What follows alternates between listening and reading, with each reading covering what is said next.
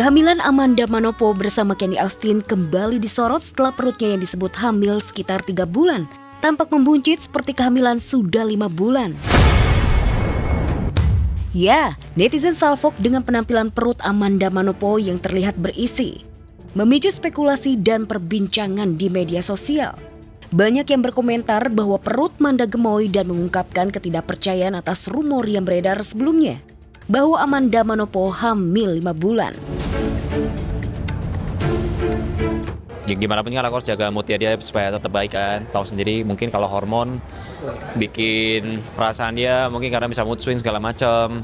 Itu kan sifat biologis seorang ibu.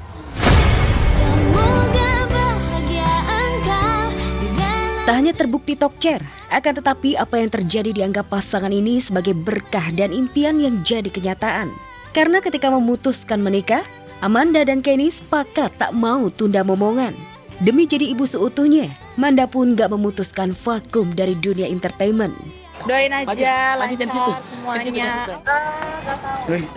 Dia akan film juga anyway bentar lagi. Udah deal ya dia harus jalanin ya nggak apa-apa. Tapi yang pasti lebih ekstra hati-hati aja sih kalau ada adegan-adegan yang mungkin berat. Kalau bisa diminimalisir aja. Ya, Manda dan Kenny sebentar lagi akan jadi orang tua.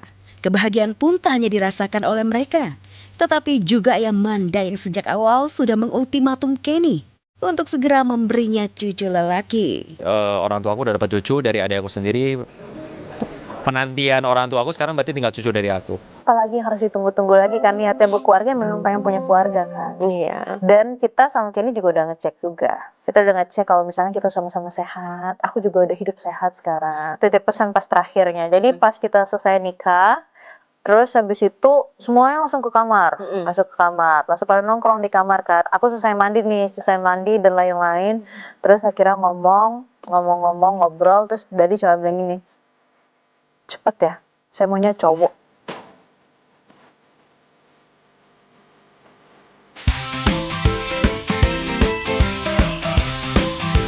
Siapa sangka Bella Bonita sekarang punya profesi dadakan nih. Bukan sebagai penyanyi, bukan selebgram, melainkan jadi juru parkir di rumah sendiri. Ceritanya nih guys, rumah Bella dan Denny Caknan sekarang jadi sering banget tempat mangkal cash on delivery atau COD. Gak iso dijajarin. Bayang ini ki ngerti lah. Iya.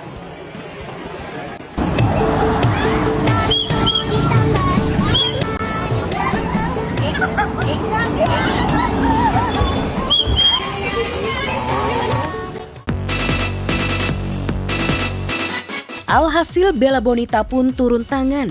Mulai dari ngatur parkir, nunjuk-nunjuk tempat kosong, sampai bercanda minta uang parkir. Malah warga di kediamannya di Ngawi, Jawa Timur malah berujung minta foto dengan Bella. Bella dengan penuh totalitas benar-benar vibes-nya bikin seru. Tampak mobil keluar masuk, motor pun ikut antri. Dan yang bikin makin pecah, Denny Caknan malah ikutan ngegas dengan bilang kalau Bella harus store penghasilan dari memarkir mobil di rumahnya itu. Lantaran rumahnya kini udah resmi jadi base camp COD warga sekitar.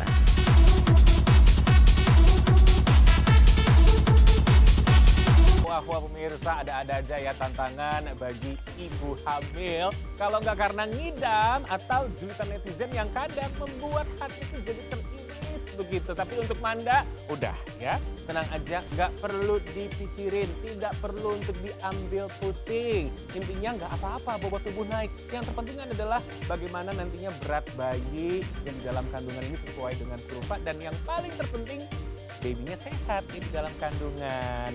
Dan ini yang juga perlu untuk jadi acuan Manda. Gak boleh stres-stres ya. Bahagia terus sama seperti Bella Bonita yang jadi juru parkir dadakan tapi dia happy pemirsa. Gara-gara rumahnya dijadikan tempat mangkal COD. Aku pikir jadi tempat kumpul komunitas seperti tadi di Caknan. Bahkan suaminya ini juga ikutan random. Masa mau minta setoran sih? Waduh. Ini jangan-jangan nanti malah Denny Caknan bakal kena hukuman ya. Tidak dimasakin selama 1 bulan. Lanjut pemirsa, akan ada kabar yang hadirnya dari Bertrand Peto yang memberikan tanggapan soal figur ayah Ruben Onsu. Benarkah Bertrand tidak sedekat itu dengan Uncle Gio? Daripada beropini, simak kisahnya sesaat lagi. Jadi tetap di Slap On News.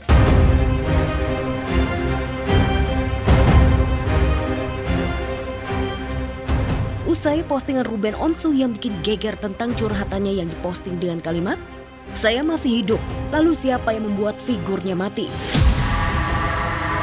Kini giliran sang anak yang telah beranjak dewasa, Bertrand Peto putra Onsu, akhirnya angkat bicara tentang situasi hubungan orang tuanya. Ruben Onsu dan Sarwendah yang belakangan menjadi sorotan publik, sebagai anak ia mengenal Ruben Onsu. Ayah Ruben tetap hadir dan bertanggung jawab sebagai kepala keluarga.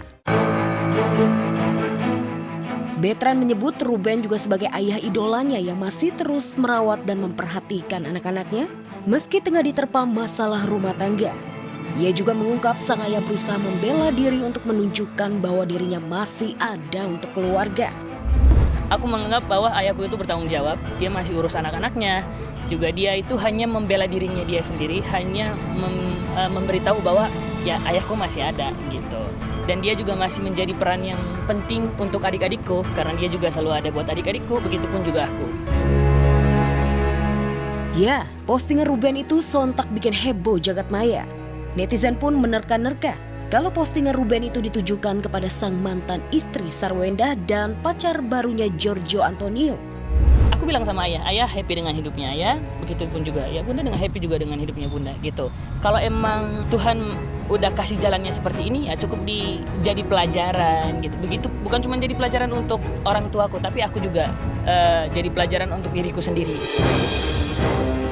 Lantas, benarkah postingan Ruben Onsu itu ditujukan untuk menyindir Sargio alias Sarwendah Gio?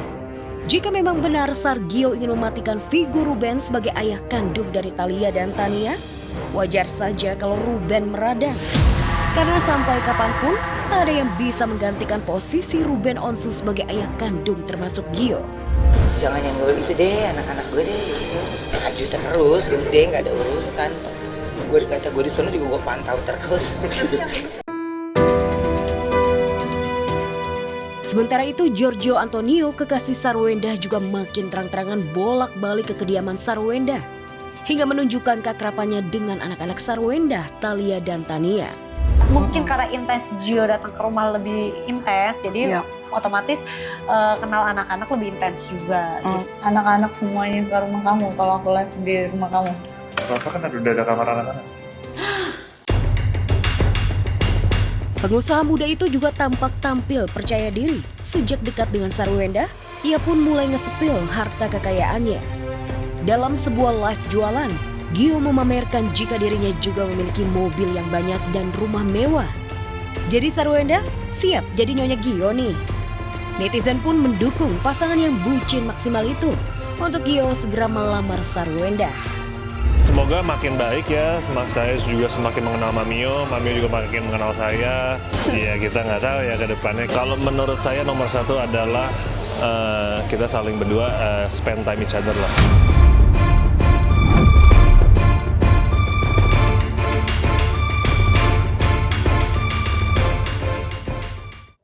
Aku selalu sepakat dengan kata-kata ini pemirsa. Mau bagaimanapun tidak ada yang namanya bekas anak atau bekas orang tua. Jadi kalau tadi kata Bertrand semuanya itu rukun-rukun aja. Dan Ruben Onsu masih menjadi ayah yang terbaik bagi Bertrand dan adik-adiknya. Ya dia pun juga pastinya menjalin hubungan yang baik juga dengan Uncle Gio kekasih Bunda Sarwendah. Intinya semuanya clear ya. Semuanya damai dan juga rukun. Netizen ayo.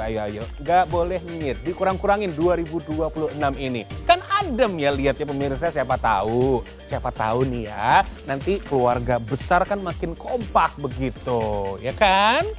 Alright pemirsa Slap On News, jangan lupa ya terus saksikan Slap On News hari Senin sampai Jumat jam 9:30 pagi waktu Indonesia Barat hanya di MNCTV Rubahnya Seleb. Saya James Purba pamit, sampai jumpa pemirsa. Semangat ya hari ini, bye-bye.